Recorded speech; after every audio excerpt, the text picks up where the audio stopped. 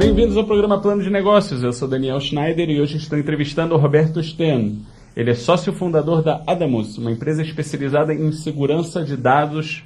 E temos aqui nosso ilustre Reginaldo Pereira, sócio fundador da BuzzPage, a rede social que remunera. Bem-vindo ao nosso programa. Obrigado, prazer estar aqui. Obrigado, Reginaldo, por ter vindo ao nosso programa. Obrigado, muito bom estar aqui com vocês.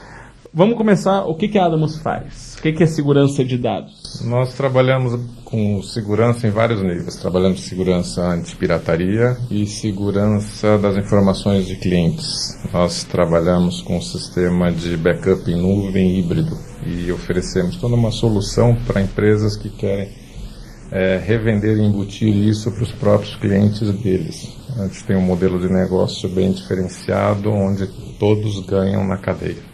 Explica, dá um exemplo. Você tem uma empresa de software e quer embutir um sistema de backup. Você não tem expertise para desenvolver um.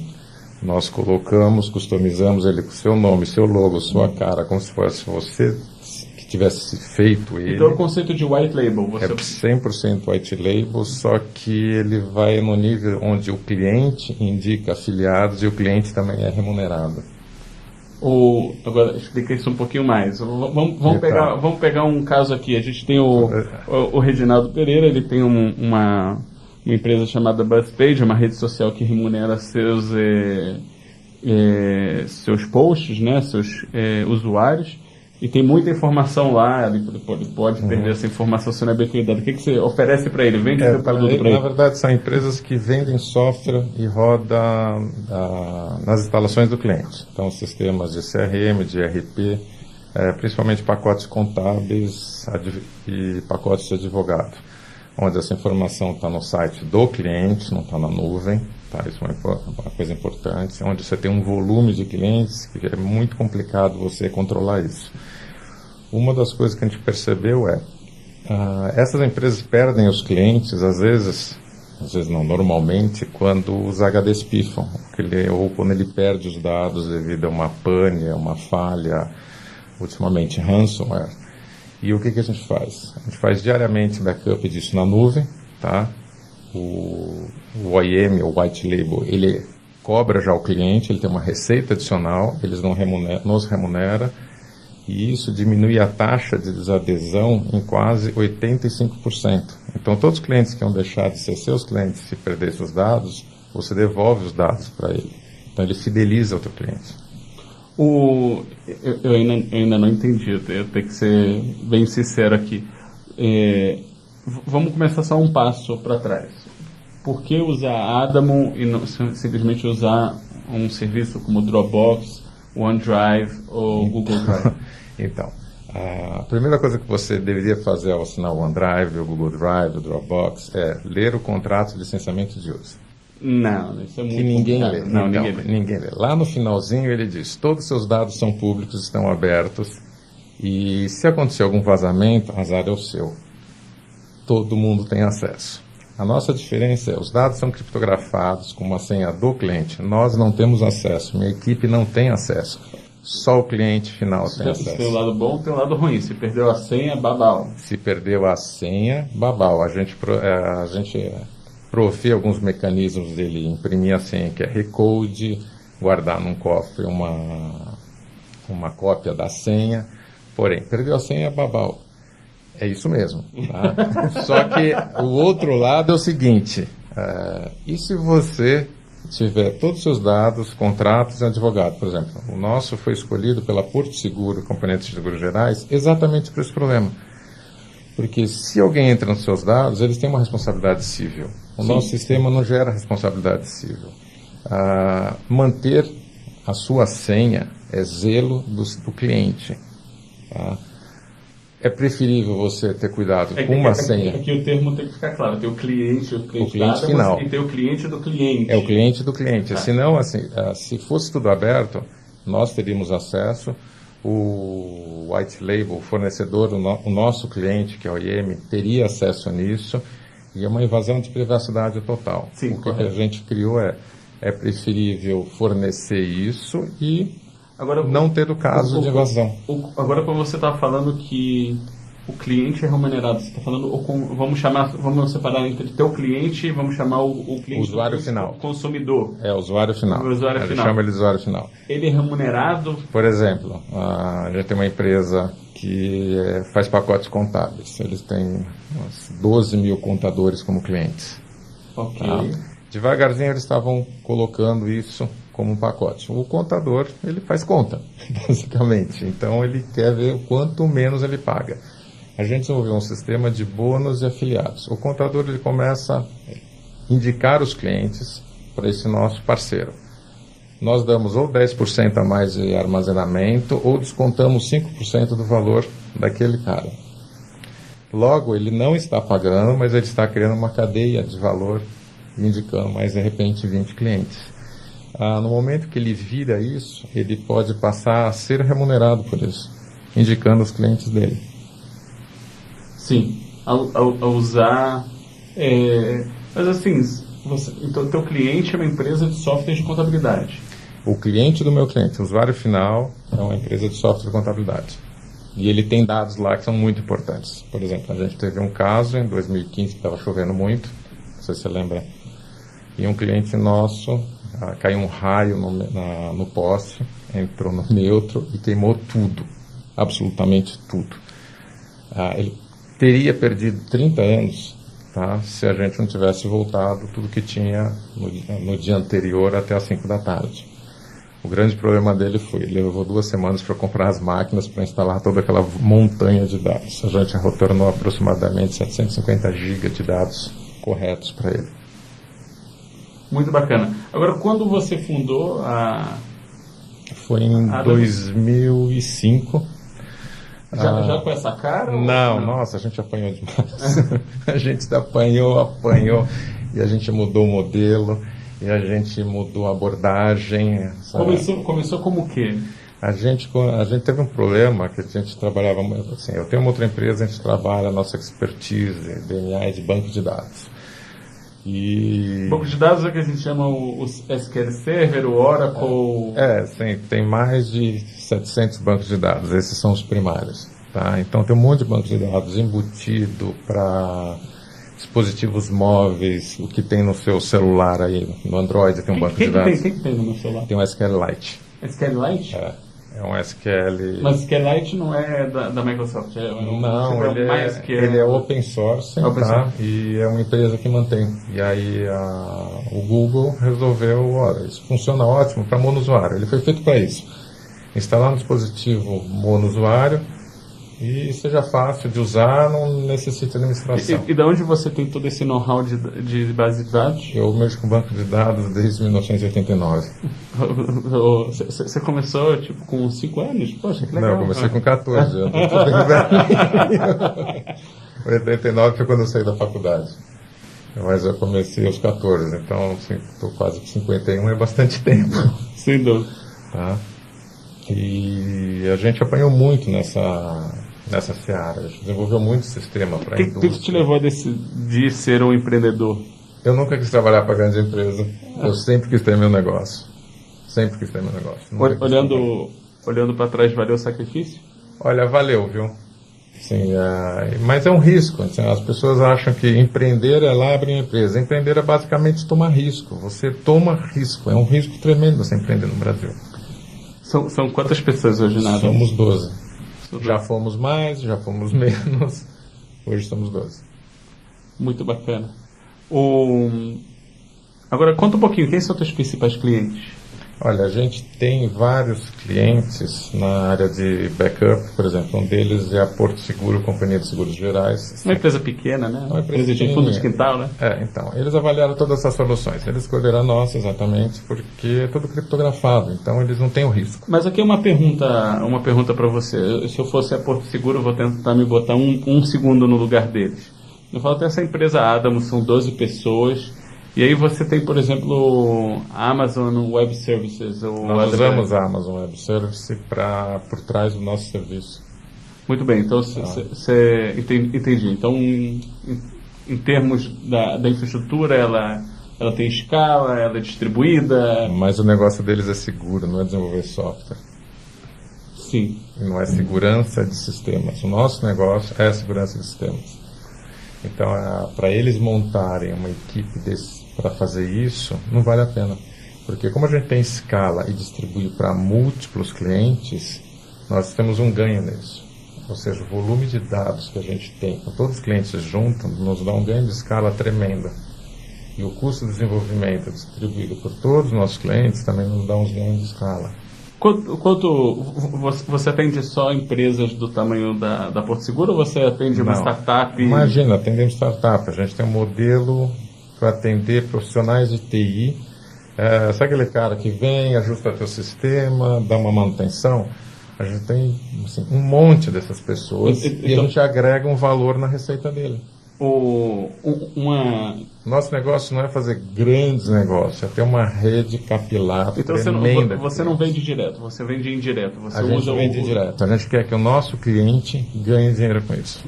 Nosso modelo é, se você está ganhando, para a gente está bom. Então, só levando esse ponto. Então, por exemplo, eu poderia instalar Adamos no computador da minha mãe? Depende. Ela vai fazer backup do quê? De foto? Eu diria que não é o melhor. Porque o nosso é para dados que realmente importam. Contratos, bancos de dados, planilhas. Dados que têm um valor agregado. Então é mais para a empresa? É para a empresa. O nosso modelo é business to business, é para a empresa. E quanto custaria para um jovem advogado que está começando o seu negócio e ele quer ter certeza que ele não vai perder dados? Olha, eu acho que vai sair... A gente tem mais ou menos a média dos nossos clientes. Sai uns R$ 59,00 para um 100 GB compactado. Porém, isso equivale, você multiplica aí por 15, dá... 1,5 TB? 1,5 TB, porque a gente compacta tudo, criptografa. E quase toda a informação é textual, então compacta muito. Compacta muito. Banco de dados compacta 20 vezes. Só que a gente tem um diferencial do mercado que a gente dá garantia financeira de restauração. Se você não restaura o que foi, a gente paga. De tal a garantia do nosso processo que foi feito. Se o que tiver na nuvem... E o seguro você faz com a Porto Seguro? A gente nunca teve que pagar nada. Esse valor dos 59, ele é um pagamento mensal, anual? É mensal. A gente tem planos mensais, semestrais, anuais, vai depender do parceiro. A gente dá todo um modelo de negócio para um parceiro. Tá. Só mais uma pergunta. E o ticket, por exemplo, hoje, você tem mais clientes nesse porte, mais pulverizado, mais concentrado em grandes contas? Como que é hoje o... Olha, a gente tem muita empresa de software. Eu diria que 80% são empresas de software. Aí tem um outro ponto fora da curva que quer dar algum benefício para o cliente e está começando já desde uns 3 meses atrás esse modelo de profissionais individualizados, que apareceu um cara lá, putz, eu quero vender isso porque tem muito cliente. Vamos tentar, que a gente tem a perder. Entendi. A gente sempre testa muito, a gente testa rápido para ver se vale o modelo. Não ficar fazendo pesquisa de mercado. Testa e vê se vale. Deu certo, vamos embora. Não deu certo, vamos testar outro. Muito bacana. Estamos finalizando aqui nosso primeiro bloco do programa Plano de Negócios. A gente volta daqui a pouquinho.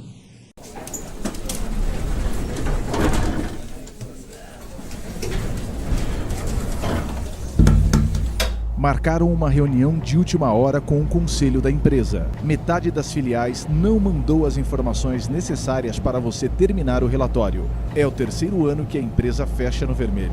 Você chegou a 4 meses com a missão de reverter a situação da sua empresa. 3 profissionais antes de você tentaram e não conseguiram. O conselho quer fechar 2 fábricas. Você vai ter apenas 10 minutos para apresentar e fazer com que mudem de ideia. Pense com calma, haja rápido. Um curso prático para decisões de impacto. Se inscreva hoje, pois o número de vagas é limitado. cursos@skygroup.com ou no telefone 11 2847 4969.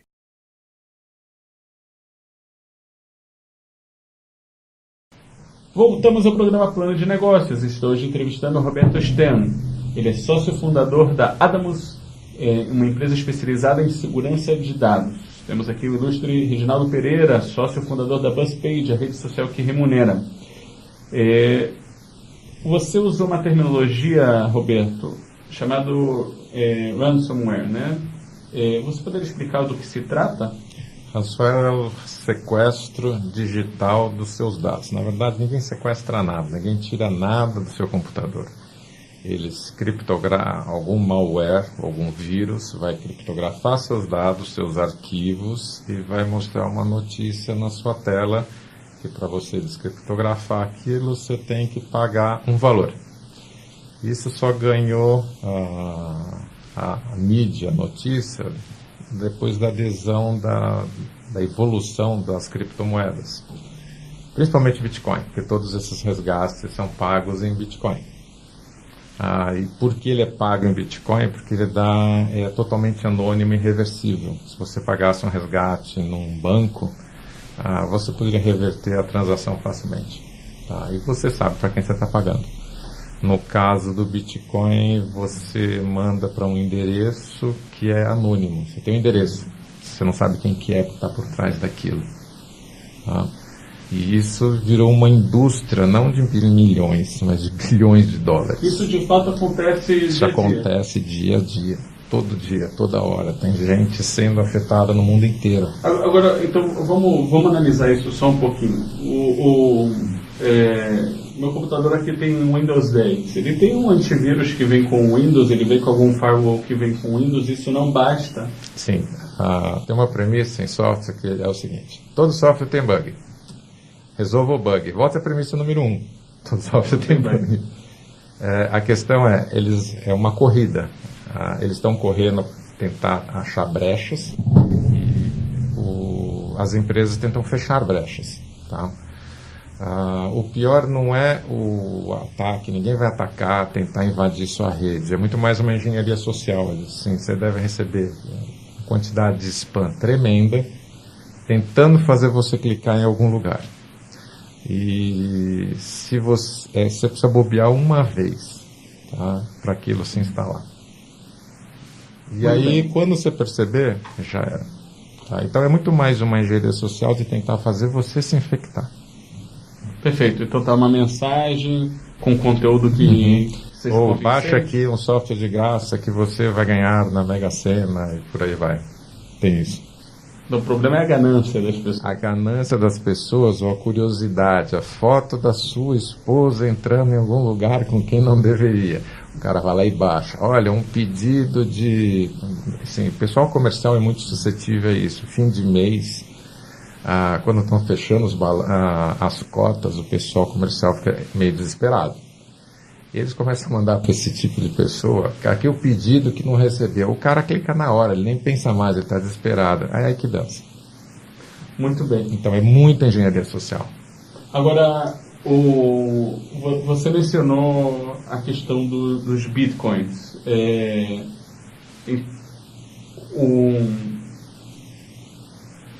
Bitcoins não é a única moeda, criptomoeda hoje em dia, então, mas ela é a única que é usada e assim, realmente não é rastreável, porque você no Bitcoin você tem um blockchain, ele mostra lá o histórico, pelo menos se você quiser transferir isso para outra pessoa, ou seja, usar o Bitcoin, então aquilo vai ficar registrado. Então, tem que ter uma diferença entre rastreável e identificável. Tá? O rastreável é todas as transações, desde que começou o Bitcoin, absolutamente todas são rastreáveis. Você sabe o que foi de quem, para quem e quanto, em que data, que IP que estava. Você não sabe quem é aquela pessoa por trás daquele endereço do Bitcoin. É tudo rastreável, porém é não identificável. Então não adianta te dar um monte de dígitos, que é uma sopa de letrinha, que você não sabe quem está por trás. Você não sabe se sou eu, se é você, ou se você está fazendo um negócio com alguém que está preso na Lava Jato. Muito bem.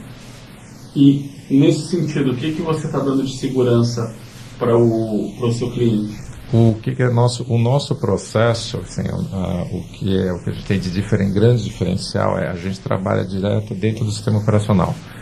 Então a gente faz como se fosse uma foto no tempo, naquele instante, e a gente pega os dados por baixo. Antigamente aquilo se chamava dump, não era? Não, um snapshot.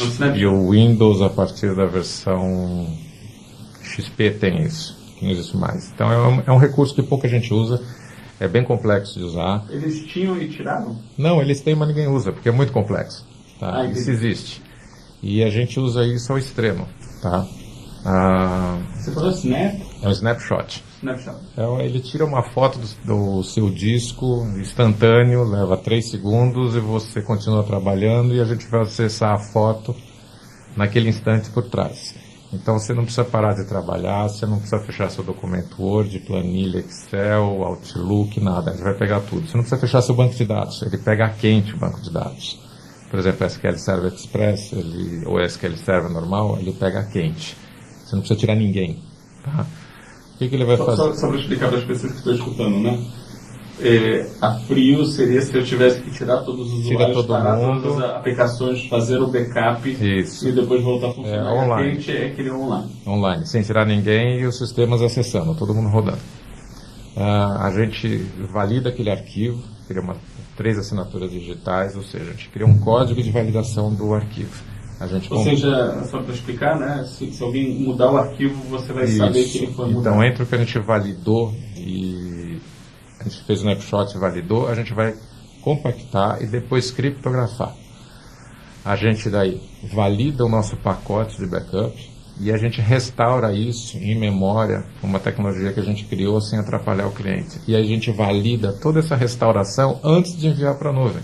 E tem que ser 100% perfeita, senão ele recomeça o processo. Agora, eu fico escutando tudo isso que você está falando acho que a pergunta óbvia aqui, quanta banda eu preciso para usar Adamos? Porque não precisa de muita banda, porque a gente faz incremental, então a gente só pega os arquivos quando eles mudam. Então a primeira vez vai depender do volume de arquivos que você tem, a segunda vez é só o que mudou. Você não precisa pegar tudo, você pega o que te interessa. Então você não vai pegar a instalação do Word, a instalação do Windows, você vai ter que reinstalar se você perder seu computador.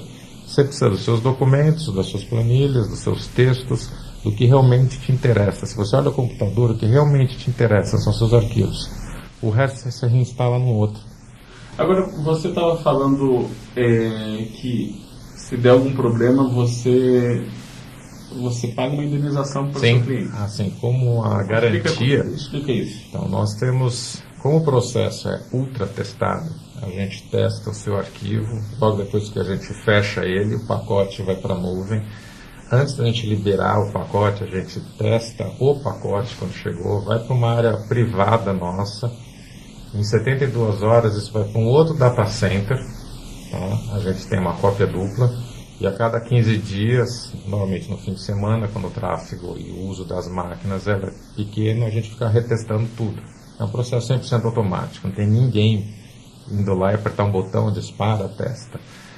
A gente tem perto de 138 tera compactado hoje, se juntar todos os clientes, se multiplica por 20, você vê quanto dá. É um volume muito grande de dados e nunca precisamos pagar nada para ninguém. O que mais acontece é que o cliente pega a coisa errada. Mas se a gente olha a pólice, se a gente olha o contrato com o cliente... A gente paga um ano. Você paga um ano de armazenamento, a gente devolve para o cliente. Tá. A gente não é uma companhia de seguro, a gente não está segurando a empresa. A gente está... Então você não está... É o conteúdo, então. É o conteúdo, tá? Mas a gente dá a garantia da volta do conteúdo, coisa que os cloud drives da vida aí não dá garantia de nada. Nós damos garantia do conteúdo. Se você mandou para a gente, você vai trazer ele de volta. Essa tecnologia, da forma que você está contando ela agora, há quanto tempo ela existe? Olha, ela existe... A gente começou em 2005, era muito incipiente a banda. O custo de storage era muito caro. A gente apanhou muito no começo. O pessoal falava que a gente estava muito à frente do tempo, não tinha banda, as máquinas não tinham acesso, o pessoal do interior, a banda era pior ainda. E nos últimos anos, últimos 3, 4 anos, com essa história de fibra ótica, que a coisa começou a pegar mais. As pessoas têm mais banda, a banda ficou mais barato, o storage ficou mais acessível. Mas você falou uma coisa que eu inclusive com meus clientes já sofri isso no passado. Quando você sai das capitais, sim. Todo o conceito de nuvem não fica, é mais neblina, né? É bem neblina. A gente tem, por exemplo, um caso bem emblemático, um cliente de Bertioga, um pessoal que tem uma software house, Eles têm alguns contadores ali no litoral norte de São Paulo, litoral norte do litoral sul. E aí, eles começaram com a gente e um dos clientes dele entrou, não conseguia mandar, saiu. Daí ele voltou. Putz, agora eu tenho um cabo. Não vai. Faz 2 anos chegou fibra ótica. Ele voltou, começou com 250 GB, passou para cliente, está com 1 TB e virou parceiro nosso. Porque agora vai. Porque o problema da banda antes, que era tudo linha telefônica, era muito difícil, tinha muito ruído. Tá? E o tráfego de dados era muito difícil. Você pode ver até o próprio Netflix, fazer streaming. Só está pegando uns 2, 3 anos para cá, porque não tinha banda antes. Simplesmente não tinha. O vídeo parava no meio, você ficava tentando ver, não vai. Aí você parava de ver o vídeo, falava, não dá. De fato. Muito bacana. Estamos finalizando aqui mais um bloco do programa Plano de Negócios. E a gente volta daqui a pouquinho.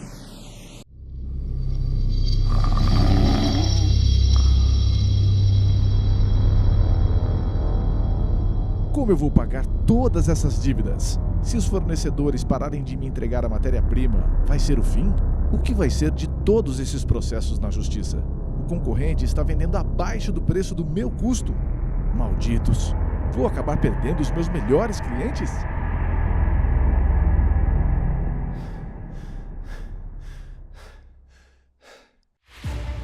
Pense com calma. Você não está sozinho. Conselho Consultivo Sky Group. Decisões de impacto começam aqui. 11 2847 4969. info@skygroup.com.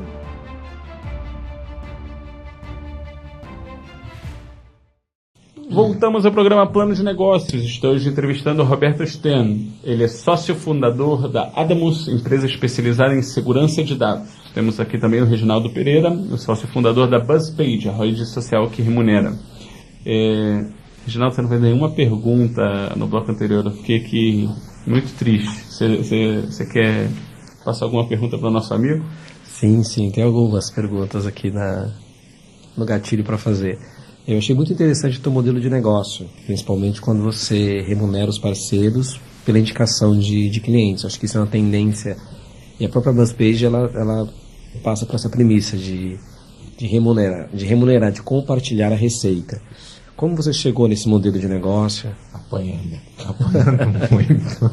Explica, o que aconteceu? Então, você tentava vender direto? A gente tentava vendendo aquele modelo tradicional, não ia. A gente tentava vender um espaço onde o OEM, o nosso cliente que vende para o usuário final, pagava... O OEM, só para quem não conhece, é Original Equipment Manufacturer. Exatamente. Então é quando o produto ele é embutido no produto de outra pessoa, né? Então os carros saem com algum pneu...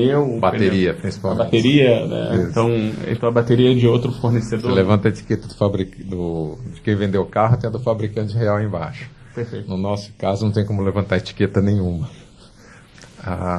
E a gente apanhou muito, e a gente percebia que o tempo de maturação disso levava tempo. Eu falei, quer saber uma coisa? Está tudo pronto. O sistema está pronto, o investimento no sistema foi feito, a gente precisa ter volume, capilarizar. E para capilarizar, a gente tem que fazer os outros ganharem. Tá? A pessoa só vai se interessar realmente, genuinamente se interessar, se ela ganhar alguma coisa. E a gente criou um modelo onde a gente divide metade da receita. Não é 15, 20, a gente dá metade da receita. Tá? E aí, recentemente, a gente criou esse modelo de indicações, tá? Que a gente chama de afiliados, onde a gente dá mais 5 a 10% da nossa receita.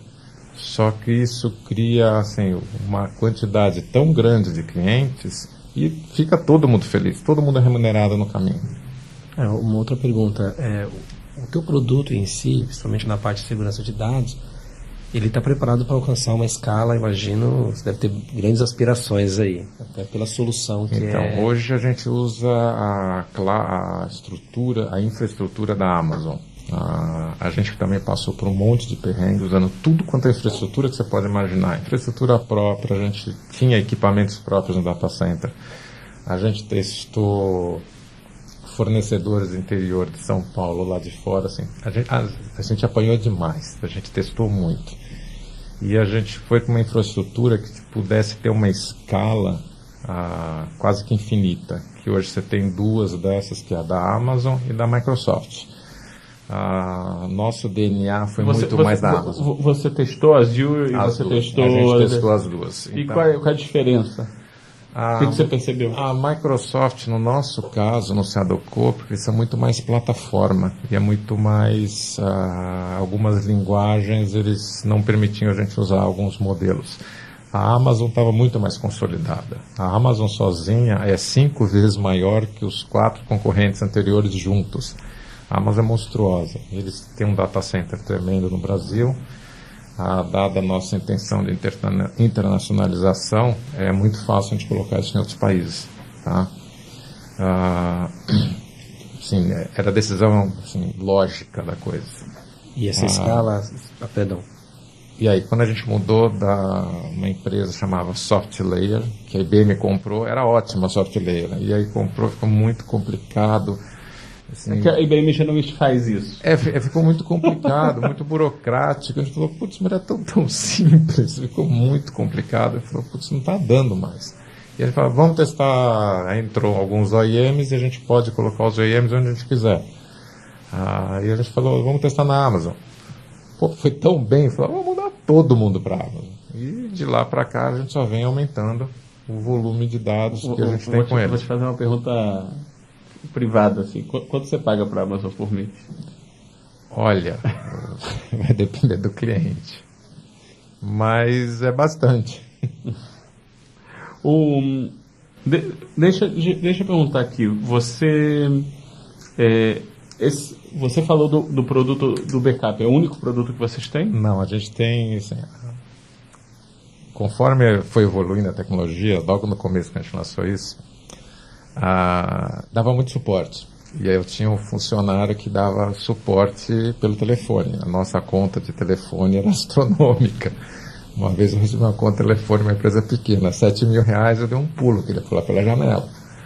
E aí eu falei, não, tem que ter um jeito mais simples de fazer isso. E os funcionários, às vezes, eles falam, não dá para ficar com o cara e ensinar que entra na digitar ENTER e apertar a tecla. Aí a gente criou um sistema de suporte remoto, porque os concorrentes que tinham no mercado eram muito caros, não dava para comprar. Aí a gente fez uma solução. E aí começamos a dar suporte. E alguns clientes falavam, pô, que legal isso daí. Eu falei, o backup? Não, esse treco aí de dar suporte. A gente criou um produto daquilo. A gente desentranhou aquilo no nosso sistema e criamos um produto à parte. Mas tem dezenas de produtos que fazem isso? Tem dezenas. É um a mais. Só que o nosso, ele é muito barato, ele é 100% customizável e você... O que você chama de customizável nesse sentido? Você muda tudo.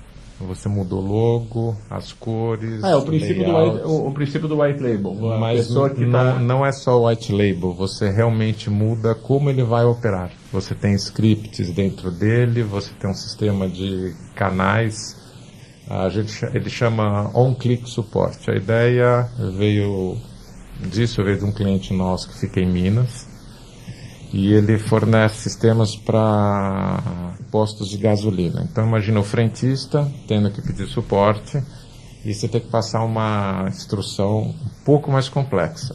A gente fez um sistema onde ele seleciona o nome do canal e clica um botão, acabou. É muito simples, é muito fácil. E a gente tem todo o controle disso por trás. Conforme foi evoluindo, a gente criou um sistema de contrato. A gente tem muito contrato, a gente tinha muito problema de gerenciar contratos. Versão de contrato, até era um parágrafo, até era uma letra, preenchimento, a gente tem assim, eram pilhas de contratos que era uma bagunça a gestão disso. A gente falou, bom, vamos fazer um sistema de gestão para a gente não achou nada no mercado que se adequasse. Aí eu mostrei para o meu advogado, ele, pô, mas que legal, eu quero usar esse negócio também. E agora a gente está fazendo isso para ser comercializável. Aí uma outra oferta que a gente tem, mas assim, ela é muito mais técnica, é um sistema de antipirataria e controle de licenciamento via internet. Tá? Digamos que você vai instalar um software na sua máquina e você quer permitir somente 3 usuários. A gente faz toda a gestão de aplicação dessa chave e o controle de quem está usando. Então você não pode pegar essa chave e passar para um amigo seu, ele não vai ativar. Mas peraí, quem é o cliente aqui? São software house. A gente trabalha muito com software house. Entendi. Agora, para você se manter atualizado e saber o que está pegando, você viaja para o exterior, você vai para feiras, como você faz? Eu acabei de voltar de Portugal, teve a Web Summit, teve uma missão brasileira de tecnologia em Portugal. Como foi a experiência? Olha, foi ótimo, porque a gente arrumou uns parceiros interessados, tá? E assim, é um outro mundo, né? É um mundo realmente que quer tecnologia, tinha muita startup lá, tem ideias revolucionárias, tem umas ideias loucas, e tem gente que eu acho que ainda não entendeu como vai ganhar dinheiro e se sustentar. Você também tem que se sustentar, tem família, né? Mas é muito mais um ponto de encontro, porque com a internet hoje a informação é distribuída na velocidade da luz. Você não precisava mais de... Tanto que não existe mais a Condex, né? Você não precisa mais dessas feiras. Então é muito mais a reunião para negócios. E é muito interessante, bem interessante. É pelo networking, principalmente, ou não? Olha, o networking... Ou pelo conhecimento? É pelo conhecimento, você sabe o que está acontecendo, você troca muito cartão, mas assim, você tem que separar o joio do trigo, porque tem muita oferta que você vê que não vai decolar. O que você aprendeu lá que você não sabia de conhecimento? Na Web Summit? Sim. Como o mercado europeu é direto, como eles são, assim, é preto no branco, não tem, assim, o brasileiro gosta muito de fazer um relacionamento, etc. Lá eles são preto no branco. Se em 15 minutos você não chamou a atenção dele, ele já diz que não ou diz que sim. É impressionante. O que mais você aprendeu lá? Nós estamos com uma experiência indo para multinacional. Hoje tem uma tendência que chama a era das micro-multinacionais. Antigamente... Uma micro-multinacional? Isso. Então, isso está acontecendo no mundo inteiro. Então, tem empresas pequenas que estão exportando sapatos e com equipes mínimas. Antigamente, antes da internet, de toda essa tecnologia, você precisava ser empresa média grande para pensar em exportar. Hoje é muito fácil. E você não me deu um exemplo de internet, você me deu um exemplo do mundo real, um produto físico. Sim. Então, na internet, nós estamos fazendo uma parceria com uma empresa de Portugal e nosso produto a gente está ajustando só o português de Portugal e depois para francês e alemão. Ele já está em espanhol. Eu quero ver um cara da suporte aqui do Brasil para um cara em Portugal. Não vai dar, por isso você precisa de uma equipe de lá. Entendi. Então, mas via e-mail é possível, via suporte remoto é possível. Esse conceito da micro multinacional é muito interessante. O que mais você viu nesse sentido lá? Muita gente querendo empreender. As equipes menores e muito distribuídas. Então, eu conversei com um cara que ele tinha uma equipe de 18 pessoas. Em 16 países diferentes. E ele falou, eu conheço só 2 da minha equipe. Falei, como assim? Tudo remoto. É um gestor de projetos, tudo remoto. Todo mundo super bem remunerado. É totalmente fora da curva. Antes de finalizar aqui o nosso bloco, Reginaldo, você tem mais alguma colocação? Acho que essa parte da... Você usar o teu modelo de negócio, a parte de remunerar os parceiros. Uma curiosidade, tem parceiros que viram isso como uma oportunidade de negócios bem alta, ou seja, que conseguem até ter uma remuneração maior com o teu modelo do que com a atividade fim deles? 60% dos nossos parceiros ganham mais do que a gente. Quantos parceiros hoje você tem? 32. 32. Você tem 32 entidades, pessoas vendendo o nosso produto embutido com diversos nomes para diversos mercados, e a gente só pode falar o nome deles se eles aprovarem, porque parte do nosso contrato é sigilo absoluto sobre quem vende. Sim. Aí a Porto não, a Porto nosso contrato já foi que a gente queria poder usar um nome. Então, sim. É muito importante. Muito bacana. Estamos finalizando aqui nosso bloco do programa Plano de Negócio e a gente volta daqui a pouquinho. Não aguento mais do mesmo, já são 5 anos na mesma função. Mudar de trabalho também é arriscado, posso cair em algo ainda pior. Eu já quero almejar cargo de diretor, mas são tantos assuntos que eu não domino, começando por números, gráficos. Como faço para ganhar mais? Talvez empreender, mas... Pense com calma. Você não está sozinho. Mentoria Sky Group. Decisões de impacto começam aqui. 11 2847 4969. info@skygroup.com.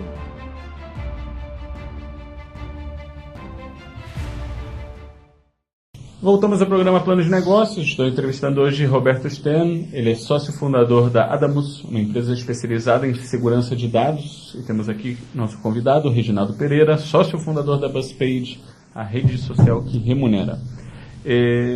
Você estava falando de internacionalização no último bloco, você usou o termo micro multinacional, que eu adorei. Vou ter que aprender mais sobre isso. Vocês têm planos de internacionalizar a operação? Sim. Qual vai ser a estratégia? A gente, assim... Você falou de Portugal, mas vai além disso? Então, na verdade, é o seguinte, a gente já teve uma experiência de internacionalização no outro negócio que eu tenho, que a gente fornece um sistema de antipirataria e controle de licenças para uma empresa americana. E esse sistema está sendo utilizado em 15 milhões de máquinas pelo mundo inteiro. Fantástico. Tá? Em 2008, os Estados Unidos têm um problema que eles têm patente de software e patente de ideias. Coisa que tem nos Estados Unidos, na Austrália, o Brasil não tem, o resto do mundo não tem. Você não patenteia patente de uma ideia ou de um conceito não, matemático. Não, é só como você faz, é o procedimento. É industrial a coisa. E lá na verdade, eu nem sabia disso. É a primeira vez que eu escuto. Então, lá existe o conceito do patent troll, que é um troll, é o monstrinho da patente. Então, eles pegam uma patente que está para inviabilizar, normalmente uma empresa de advogados, onde o custo dele é a hora dele mesmo, e ele sai acionando empresas que estejam usando aquela patente, ou estejam usando até aquela tecnologia perto a expirar. Que tem muita patente igual lá, muita. Aí em 2008 uma empresa de base australiana, com uma base nos Estados Unidos, acionou mais de 79 empresas ao mesmo tempo em cima de um sistema de antipirataria e de controle de licenciamento. Exatamente o que a gente fazia. E exatamente o que a Sony, Activision, Blizzard, o faturamento combinado dessas 79 empresas dava mais de 15 bilhões de dólares. Era uma coisa absurda. Imagina acionar uma Sony. A Sony, lembro quando teve as audiências, falou, a gente não negocia com terrorista. Ponto final, vamos brigar. Tá? Os japoneses falaram, não vão aceitar. Tá? E a gente teve essa experiência. O que salvou o nosso parceiro? Porque o desenvolvimento era feito no Brasil e o licenciamento os servidores eles ficavam na Irlanda. Então, na hora que essa empresa de advogado, o Patent Troll, veio atrás da gente, falou, mas vou ter que ir no Brasil, e as leis aqui são completamente pró-brasileiras. Você escolhe aonde você vai responder. Aí o valor ficou 15 vezes mais barato no acordo, eles fizeram um acordo lá fora e acabou, morreu. Só que assim, o ambiente americano está extremamente hostil para software. Tá? Você precisa ter um seguro, tá, de responsabilidade civil tremenda. E as ações lá, nada começa por menos de 100, 150 mil dólares. É muito caro, é muito caro. Eu tive na época de pegar um advisor e eu paguei $900 a hora. Eu contratei 5 horas do cara para falar no telefone com o cara. É impressionante, mas é assim que rola. E foi um dos motivos, eu vou para a Europa que não tem esse negócio de patente. Portugal é a escala natural, porque você não tem a barreira do idioma, as equipes falam entre si, e Portugal não é o destino final. Portugal é uma porta de entrada para o resto da Europa, para o mercado comum europeu. Eles revitalizaram o sistema econômico deles, eles estão voltando a crescer, eles apanharam muito na última crise, eles apanharam demais. E hoje tem assim, um fluxo muito grande de empresas indo para Portugal. Eles estão dando muito incentivo para empresas trazerem negócios, darem emprego lá. Eles perceberam a coisa mais óbvia do mundo, que para gerar emprego, antes de tudo você precisa ter uma empresa que dê emprego. Se não tiver empresa, não tem emprego, é meio óbvio, né? mas parece que nossos governantes ainda não entenderam essa dinâmica. Você estava falando de loucura que é o empreendedorismo no Brasil. Por quê? Por que é tão difícil? Olha, você vendo como no mercado nos Estados Unidos, você vê uma empresa, você chega no Business Bureau em 2 horas e meia, está com a empresa aberta. Eles te dão um número, você vai, abre a conta no banco, ponto. Você se faz, eu vendo alguma coisa para você é um outro negócio, que você vai vender para um usuário final, um cliente final, você não paga imposto nada. Quem paga Sim, imposto... porque é só o VAT, né? O Value Added Taxes é só o consumidor só que o paga o consumidor. imposto. Não tem mais imposto nenhum. Aqui tem imposto sobre imposto, então o negócio já por fica... exemplo, uma piada é, se a Amazon tivesse, a grande Amazon, a vendedora de livros, se eles tivessem começado no Brasil, eles quebravam em 6 meses, porque eles foram deficitários durante um monte de tempo. Porque o que acontece com as empresas? O governo ele só quer saber de pegar em cima de tudo que você está fazendo. Não, desde o Sarney, né, 87, eles passaram para esse sistema do lucro presumido, né? Então ele presume que você está lucrando, não interessa se você não está lucrando, ele vai ter a receita, né? A maioria das empresas estão em Portugal o sistema é bem parecido. Eles tiveram que atualizar o sistema, as relações trabalhistas foram super flexibilizadas, então você pode contratar uma pessoa e ele ser só trabalhar para você e ele ter uma empresa, ele te emite uma nota. E é perfeitamente legal se fazer isso. O que aqui seria Você seria CLT de fato, seria o PJ Flex, né, que eles falam. O PJ Flex aqui, você teria que abrir uma EIRELI tem limite no número de faturamento que você pode estar, e você não pode ter outra sociedade, porque você não pode ter EIRELI. Isso que você tem que se consultar com mais ou menos 3 contadores, 10 advogados, e cada um vai dizer uma coisa diferente, você vai ficar sempre na insegurança jurídica, ainda vai tomar uma multa e vai ter que se explicar. Isso aí depende para o estado, para a cidade que você vende, ISS, o parceiro tem um monte de imposto cruzado, é uma bagunça, assim, é uma loucura. Tá? Essa até uma você nunca sabe se você está certo. Como você conseguiu resolver essa remuneração dos seus parceiros? Na verdade, foi uma coisa bem simples. Quanto a gente gostaria de receber? Quanto que é interessante? Quanto que o cara tem que ganhar para ele continuar interessado e para que aquele negócio faça sentido? Assim, como parceiro, ele só vai usar e ele só vai botar isso para frente se ele realmente ganhar alguma coisa. Então a gente genuinamente quer que ele ganhe. E a gente tem parceiros que ganham mais do que a gente. Tá? E tudo bem. Assim, a gente não está olhando quanto ele ganha. Nós estamos olhando o nosso negócio. Ganhando volume. Ganhando volume. São negócios distintos, na verdade, né? Mas o que acontece muito no mercado brasileiro, a gente teve um parceiro que a gente não conseguiu fechar, e ele queria 75% do negócio e queria quase tudo, responsabilidade zero. Assim, é o tipo do parceiro que a gente não quer, a gente quer uma parceria, tá? E assim, a gente não quer tubarão que só ele ganha e a gente não fica com nada. Então a gente também evita esse tipo de... A gente percebe que a tocada está nesse ponto, a gente já pula fora. Antes aqui do programa você estava me contando que você fez um MBA. Como foi a experiência de fazer um MBA em paralelo a ser um presidente de empresa? Porque te tira o foco do negócio. Presidente não, dono. Não tem presidente, a empresa é muito pequena. O diretor executivo dela, né? Como foi essa experiência? Te atrapalhou? Olha, eu sempre quis fazer um MBA, assim, eu falava, deve fazer, eu falei, putz, eu me formei na Getúlio Vargas em 89. Aí eu fui fazer os 42, falei, ou eu faço agora ou nunca mais faço. Aí, engraçado foi, eu entrei no IBMEC e eu saí do INSPER, porque eles estavam naquela virada. Sim. Eu vou te falar o seguinte, eu tive aulas com uma professora de economia, que ela era assistente do Nouriel Rubini, o cara que previu a crise. E eu passei a gostar muito de economia, tá? Então eu posso dizer, o que eu trouxe do MBA foi todas as aulas de negociação, que a professora era excelente, assim, tudo isso, assim, são os professores que fazem a diferença. Tem bons professores, tem péssimos professores, você sempre leva para casa os bons. Mesmo num órgão desse com esse nome? Todos têm, tá? Todos, tá? Não é porque é INSPER ou GV que não tem péssimos professores. A USP também tem péssimos professores, não é tudo igual, não é tudo excelente. Mas eu passei a gostar muito de economia, ler muito sobre economia. Quando você está falando economia, você está falando macroeconomia? É macroeconomia, a história econômica do mundo. E aí comecei a ler sobre história econômica do mundo e como o mundo evolui em volta fazer negócios. Aqui toda a história que a gente aprende, aquela história glamurosa dos príncipes, reis, e eles esquecem a parte econômica, que todo mundo estava tentando sobreviver e fazer negócio.